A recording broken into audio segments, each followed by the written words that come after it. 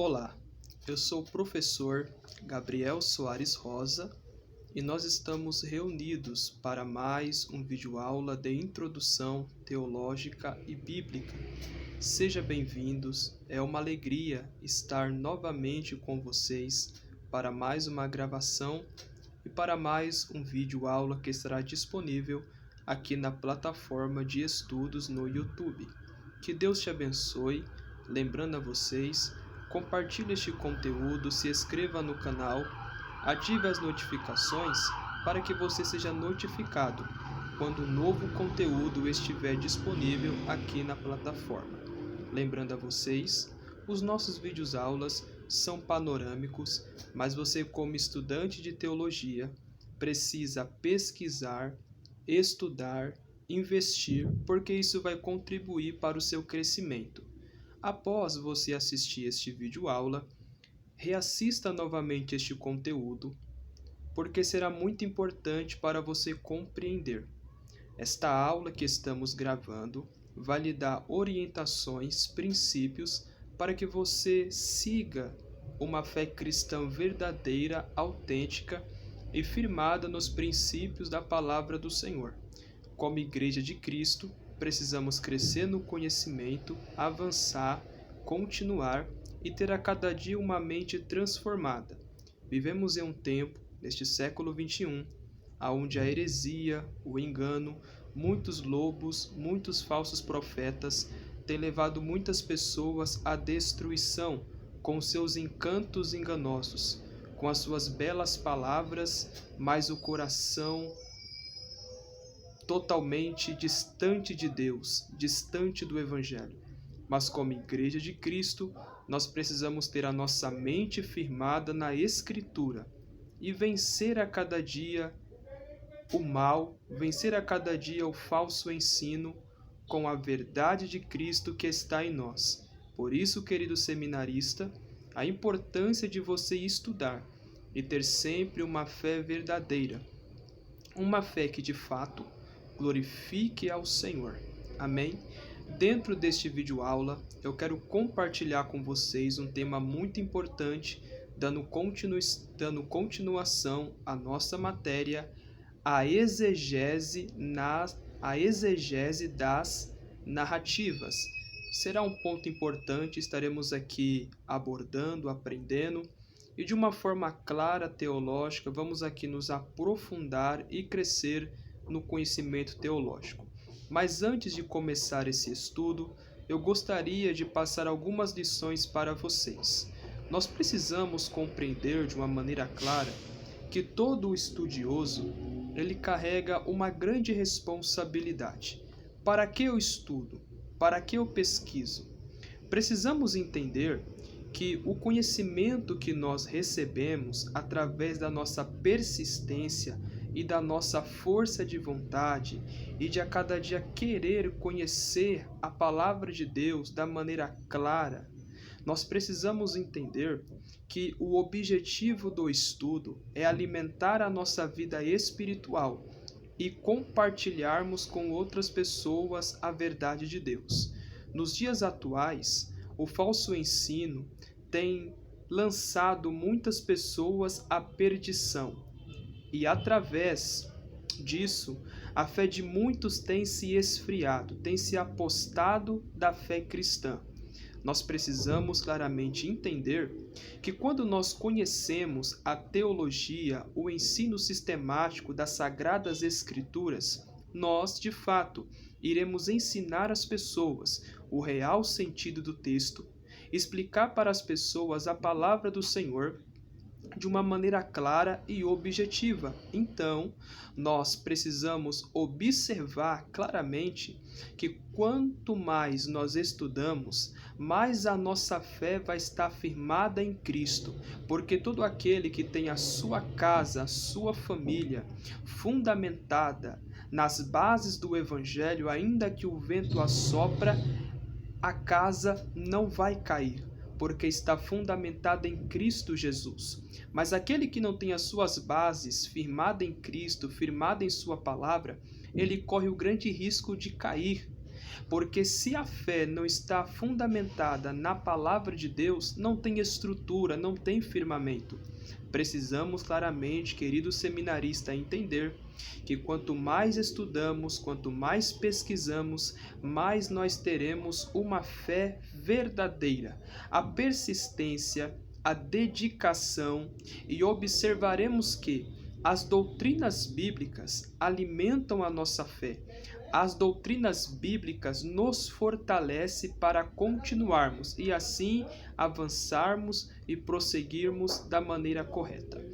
Entrando dentro da nossa aula, a exegese das narrativas, por favor, esteja aí com um papel, uma caneta e sempre também com a sua Bíblia do lado, ok? A maior parte da Bíblia é constituída de narrativas. Em torno de 40% do Antigo Testamento é composto por histórias. E sabemos que o Antigo Testamento apresenta 3 a 4% da Bíblia como um todo. Os atos e a pessoa de Deus são revelados nas Escrituras, por meio de narrações, contos, dramatizações biográficas históricas. No Novo Testamento temos porções dos Evangelhos e o livro de Atos como um todo, nos quais a narrativa é o veículo de transformação e preservação da mensagem divina. No caso do livro de Atos, a dificuldade hermenêutica basicamente está em encontrar uma forma equilibrada de percepção entre o registro histórico e exemplar da Igreja do primeiro século e os princípios que deverão ser aplicados à Igreja nos dias atuais.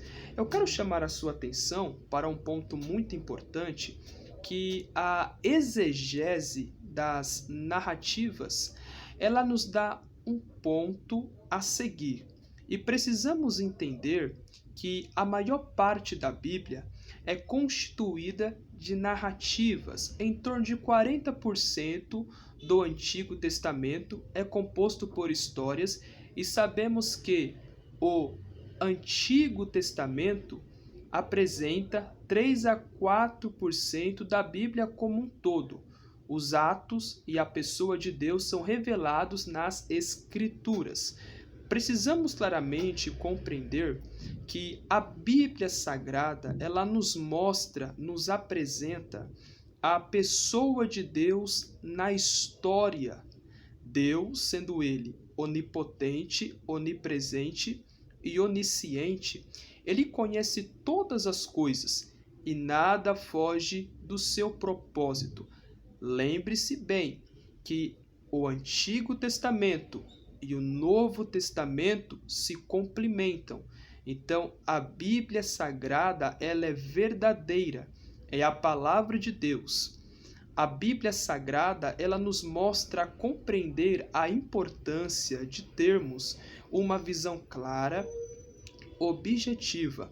E quando nós compreendemos a exegese de uma maneira clara, teológica e sistematicamente centralizada no texto histórico, dentro das narrativas, nós vamos compreender que a pessoa de Deus é revelada nas Escrituras por meio de narrações. Deus, ele tem usado homens para ser o seu instrumento, profetas que tinham zelo pela Sagrada Escritura.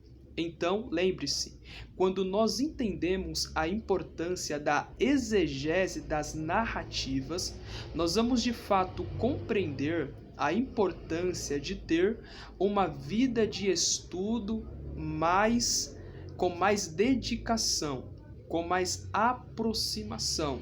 Então, lembre-se que estudar a palavra de Deus é preciso colocar bem as palavras, pesquisar bem as palavras e que as palavras devem estar centralizadas verdadeiramente no texto bíblico histórico. A Bíblia tem um período de 1500 a 1600 anos. E a palavra de Deus, ela não é velha. A palavra de Deus, ela é real. A Bíblia também não é antiga, porque a palavra do Senhor é a verdade. Ainda que ela foi escrita em um período de 1500 a 1600 anos, a palavra do Senhor é a verdade. Ela é atual para os nossos dias. Ela nos leva a ter um compromisso real com Deus. A exegese de Atos pode ser afetada basicamente por dois tipos de preocupação.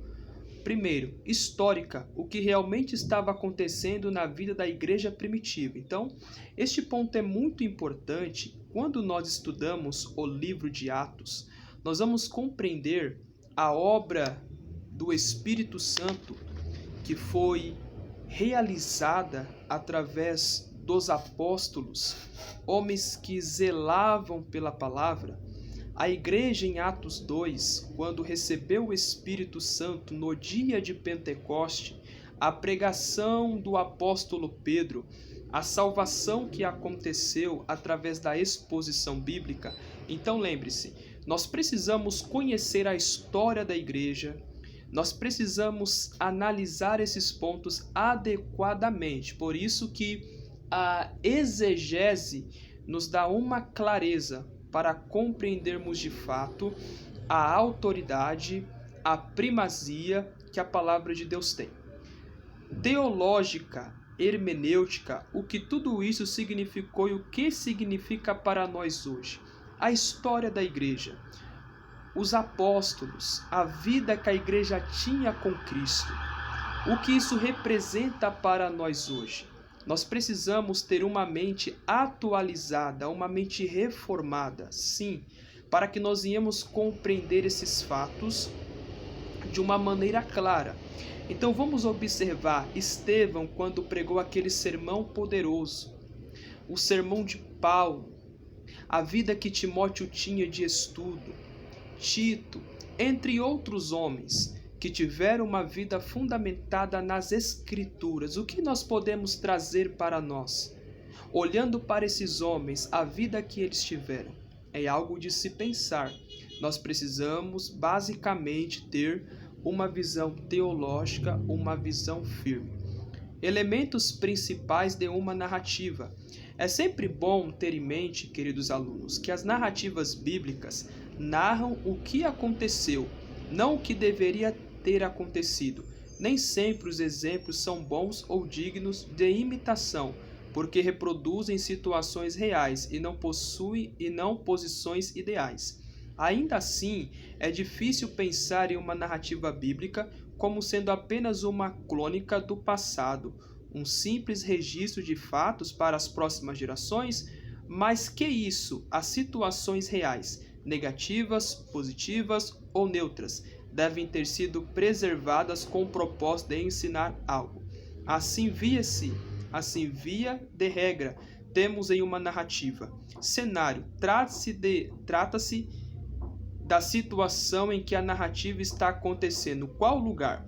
Quando isso ocorreu, há detalhes quanto ao local, tempo, condições climáticas, eventos que estejam acontecendo. Componentes, trata-se das pessoas envolvidas na narrativa, quantas são, quem são, o que estão fazendo, quem fala, quem responde, quem age, quem reage a conflitos entre quantas partes. É preciso atentar-se para 3 aspectos nos componentes de uma narrativa: a transformação de caráter, lições principais do personagem, quem age.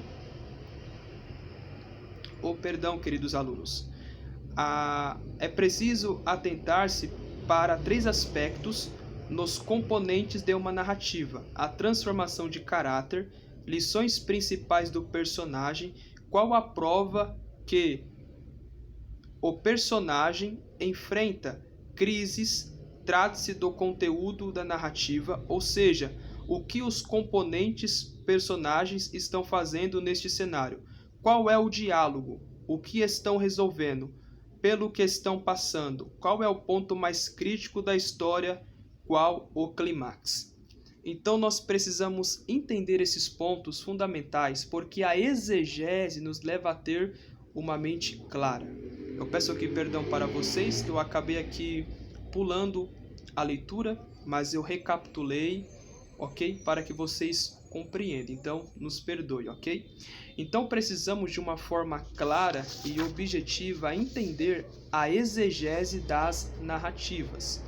Não há dúvidas de que o grande desafio ao estudar as narrativas bíblicas é entender a mensagem que a história pretende ensinar, ou seja, qual o significado eterno do registro histórico que foi feito. É preciso muita atenção para fugir de dois perigos principais ao fazer uma exegese de uma narrativa: alegorizar ou espiritualizar a história. Cuidado, ok? Recontá-la como apenas um fato histórico sem pretensões didático-pedagógicas. Depois você lê 2 Timóteo, capítulo 3, do versículo 16 ao 17, Romanos 15, 14, 1 Coríntios 10, do versículo 1 ao 13.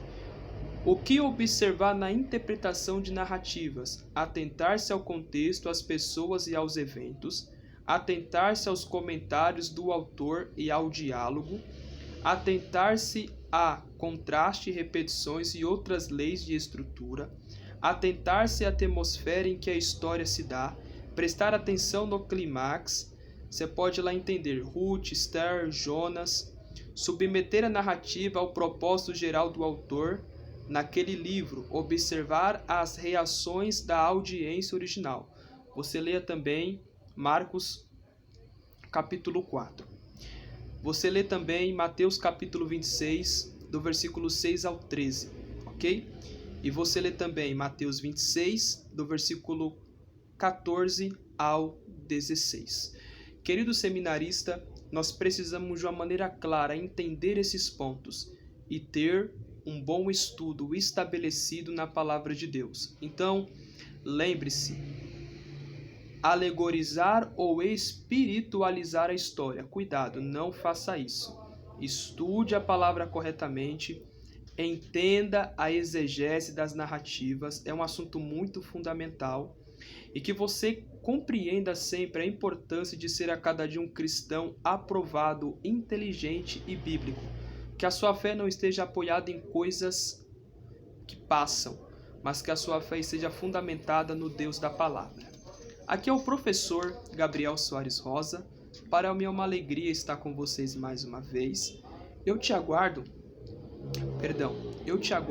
no nosso próximo conteúdo teológico. Se inscreva no canal, você que não é inscrito, ative as notificações, reveja este vídeo quantas vezes for necessário, tá bom? Que Deus te abençoe, até o nosso próximo conteúdo, querendo o nosso Senhor. A paz do Senhor Jesus.